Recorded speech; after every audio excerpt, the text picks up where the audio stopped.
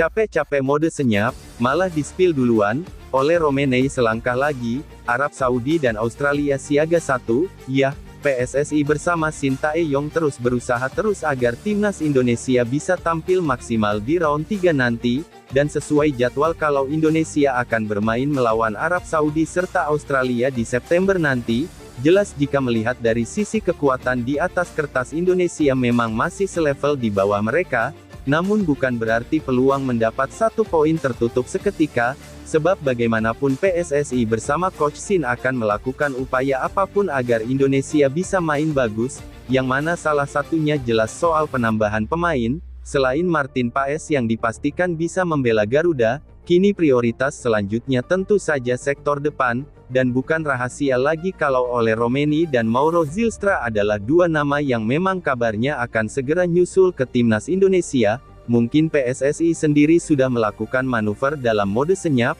namun sepertinya kabar soal merapatnya oleh Romeni ini sudah kadung banyak tersebar luas, sesuatu yang pada akhirnya membuat Arab dan Australia yang notabene adalah lawan pertama dan kedua Indonesia langsung siaga satu, sebab jika semua pemain yang diharapkan bisa gabung tepat waktu, timnas Indonesia akan menatap 2 laga awal dengan skuad yang 80% Eropa.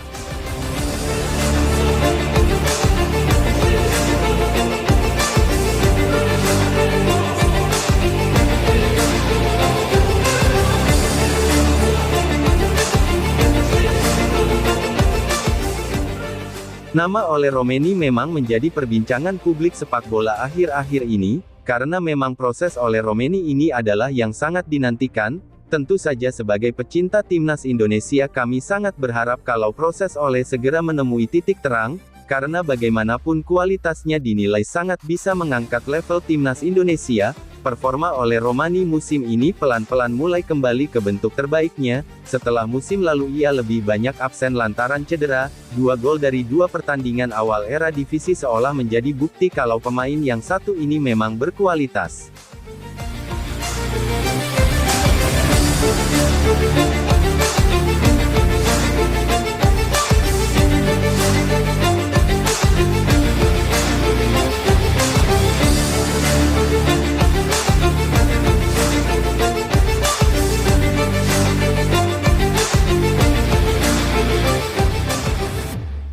Oleh Romeni tentu saja akan membuat lini serang Indonesia jadi makin tajam, dan ia memang sangat diharapkan jadi solusi seratnya gol timnas Indonesia. Boleh jadi bila ada oleh Romeni maka Coach Shin akan bisa kembali memainkan Rafael Strijk dan Ragnar Oratmangun sebagai winger. Bila sudah begitu harusnya pola serangan timnas Indonesia bisa jadi lebih variatif, karena bagaimanapun ketiganya punya pergerakan yang sangat mobile. Sebelum ke sana tentu saja kita harus tahu dulu emang sejauh mana proses naturalisasi oleh Romen ini, dan apakah ia benar-benar mau membela Indonesia. Sebagaimana diketahui bersama kalau salah satu pengamat sepak bola senior bernama Bung Harpa pernah menyepil perihal percakapannya dengan oleh Romeni, usai laga FC Utrecht melawan Venezia beberapa waktu lalu. Pada percakapan tersebut Bung Harpa menjelaskan kalau oleh sendiri berkata memang ada beberapa pertimbangan untuk bergabung dengan timnas Indonesia, tetapi ia bisa menjamin kalau untuk saat ini arah prosesnya sudah menuju arah yang bagus. Sedangkan menurut seseorang yang punya hubungan dengan PSSI,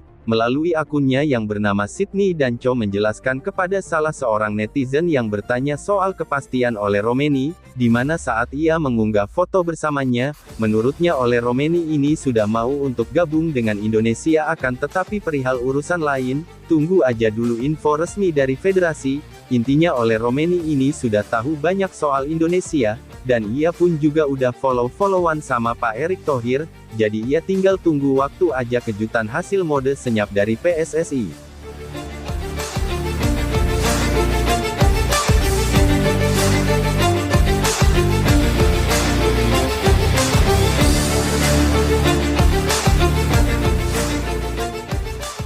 Di sisi lain, melihat gimana manuver PSSI yang makin gencar untuk menambah kekuatan mereka, membuat Arab dan Australia yang notabene adalah lawan pertama dan kedua Indonesia nanti, diketahui langsung memasang mode siaga. Baik Mancini ataupun Graham Arnold merasa apa yang diutarakan oleh Jepang soal Indonesia yang berpotensi jadi ancaman besar sepertinya memang beneran. Sebab apabila PSSI sukses menambah 1 hingga 3 pemain saja maka kekuatan Indonesia bisa dipastikan bertambah, dan secara permainan tim Garuda dinilai akan benar-benar jadi tim Asia rasa Eropa, karena bagaimanapun dari kiper sampai depan isinya pemain yang secara jam terbang ataupun kualitas individu dirasa sangat bagus, mulai dari Martin Paes sebagai kiper, lalu barisan center back ada Jordi Amat, Justin Buckner, Jay Izes, dan Rizky Ridho yang meskipun mainnya di Liga 1 tapi secara kualitas dirinya bisa mengikuti standar dari Coach Shin.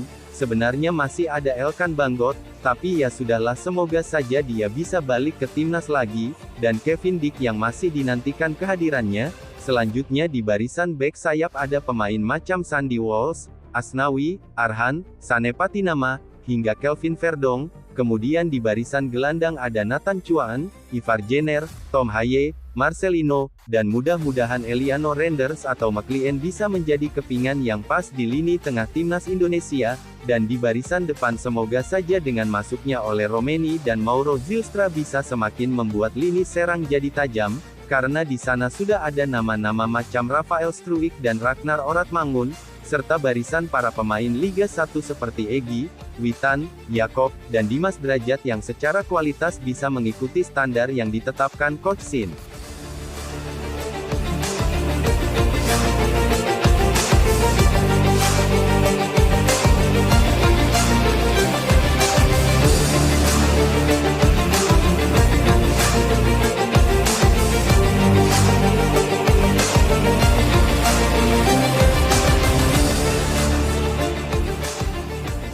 Melihat nama-nama barusan, harusnya untuk minimal meraih 1 poin di laga tandang menghadapi Arab Saudi dan 3 poin di laga kandang menghadapi Australia bukan lagi jadi sesuatu yang mustahil dilakukan, namun kembali lagi yang namanya pemain baru pasti butuh adaptasi, jadi untuk 2 laga awal nanti kami pun berharap para pemain yang dipercaya oleh Coach Shin bisa tampil maksimal. Dan buat Arab Saudi maupun Australia kayaknya mereka beneran akan mengubah rencana apabila Indonesia benar-benar tampil dengan kekuatan Eropanya, terutama Roberto Mancini yang bakal menyiapkan Kang Jagal yang bernama Ali Al-Bulaihi sebagai mesin penghadang bagi Trisula Maut oleh Romeni, Ragnar dan Rafael Struijk. Kemudian Mancini juga akan mengandalkan bintang Al-Hilal, Salem Al-Dausari untuk membongkar lini belakang yang dikomandoi oleh Jay Izes yang notabene bek kelas Serie A. Pokoknya sekali lagi bisa dijamin laga versus Arab Saudi dan Australia di 2 laga awal akan jadi laga yang berat,